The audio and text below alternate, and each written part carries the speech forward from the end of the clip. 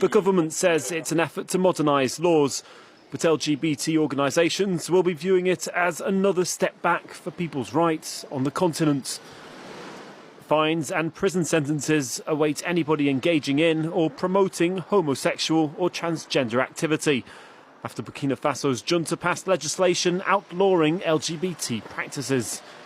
A law that was passed unanimously on Monday by Burkina Faso's transitional parliament. A person who engages in homosexual practices will appear before a judge and, in the event of a repeat offence, be deported if you are not a Burkinabe national. The move comes less than a year after the country's neighbouring ally, Mali, which is also ruled by a military junta, adopted a law criminalising homosexuality. Ghana and Uganda have also recently toughened their laws. And while same-sex relationships are outlawed in around a third of the world's countries, a large number of African nations remain particularly hostile.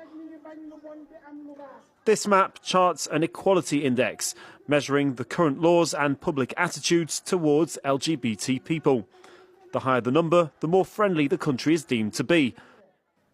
In some countries, anti-LGBT laws date from the colonial era, while in others, a religious resurgence has seen a growth in anti-gay opinions and laws. Over half of Africa's 54 countries criminalise same-sex activity, and the relaxing of laws in some has been met with demonstrations, such as here in Namibia and in Kenya.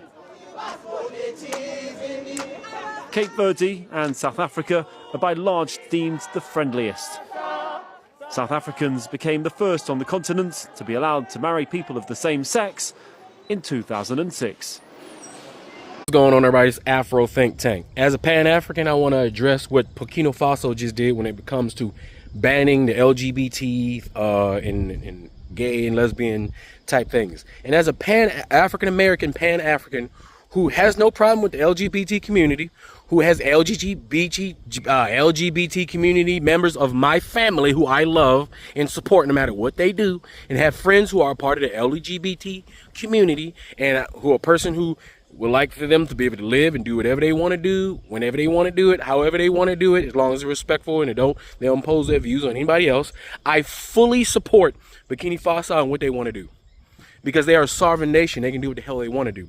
You see, Africa has LGBT people. They have gay people just like anybody else. They have lesbians like anybody else. And don't let anybody tell you, all right, trust me, don't let anybody tell you that Africans don't got gay people. They do. They're there. But here's the thing, right? No white Western world is going to impose their culture on Africa. If the leadership of Burkina Faso, if they say that this is what they want to do, if this is what the majority of the people support, then I support what they support, because they are a sovereign nation and they can do what the hell they want to do. That's the thing. They can do what the hell they want to do. And this is what their people want. That's what they can do.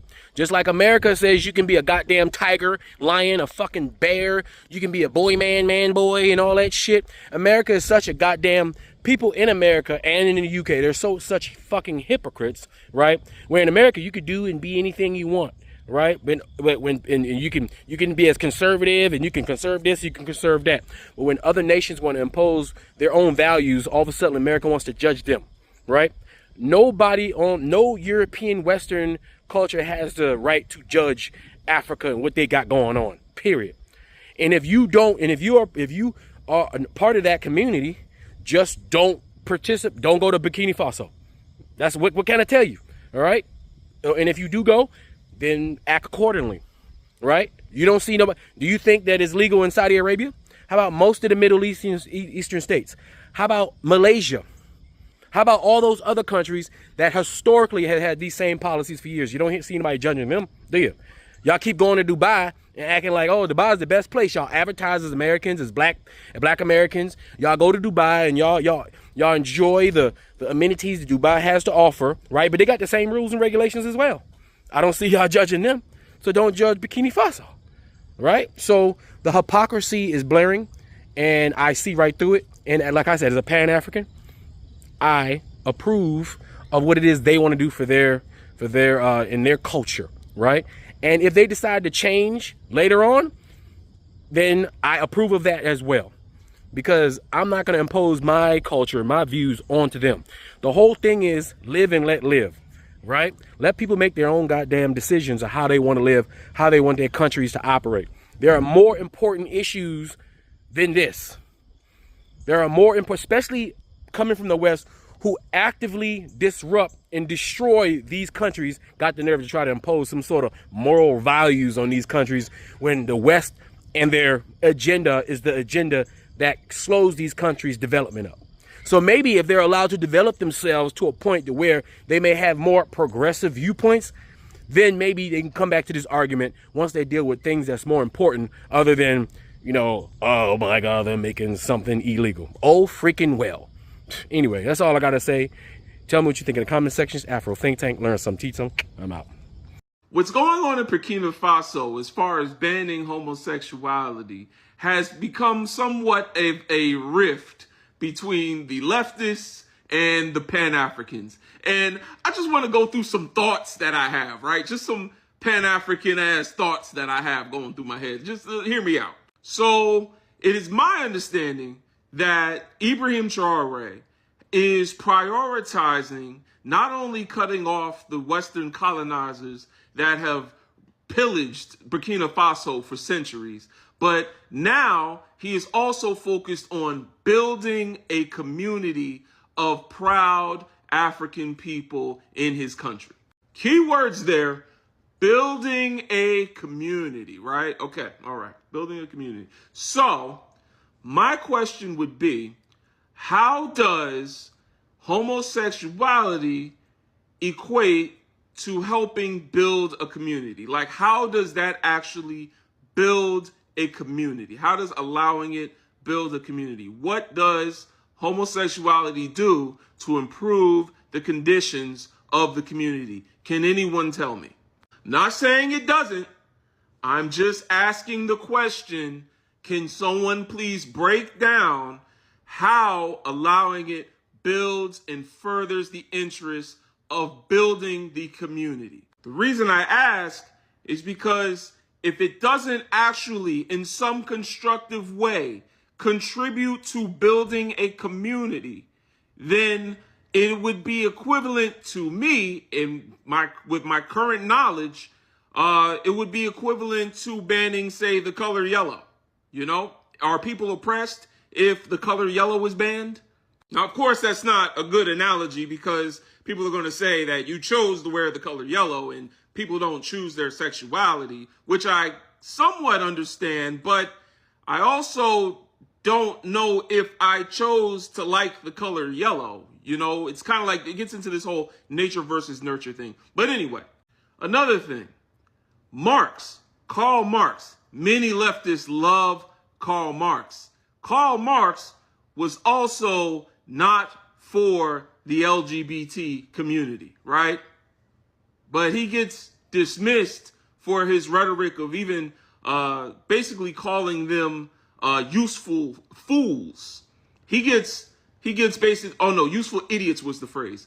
He gets basically a pass for saying that among the leftists that love his work because they say that was just the times, which to me makes no sense because capitalism was also the times, and he was able to successfully break that down for y'all in ways that could be understood and, you know, break down how, you know, alienation from your labor was a bad thing. So he was able to break down systems in other ways, but for some reason, when it got to that, you know, it was just the times. That one, I'm not really asking the question. That one's more of like an obvious contradiction. I don't know. To me, that one's a contradiction. Because when it comes to the Europeans whose ideas they like, it seems leftists will give a pass for things that are against leftism. However, at the same time, the Africans have to be the most perfectly progressive people. Another thing that is somewhat of a contradiction to me, this is all just my personal opinions, is that leftists will always call out Islamophobia when they see it, right? Islamophobia is a bad thing.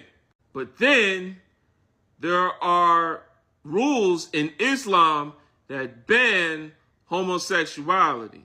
So I'm not understanding that either. Burkina Faso, according to my research, is a mostly Muslim country. So the president, also being Muslim, is going to follow the Muslim laws and the rules that are outlined there in the Quran. So that being the case,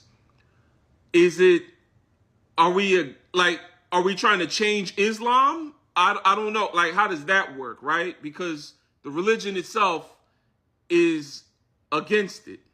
Lastly, I would just ask, has anyone heard from the LGBT people in Burkina Faso?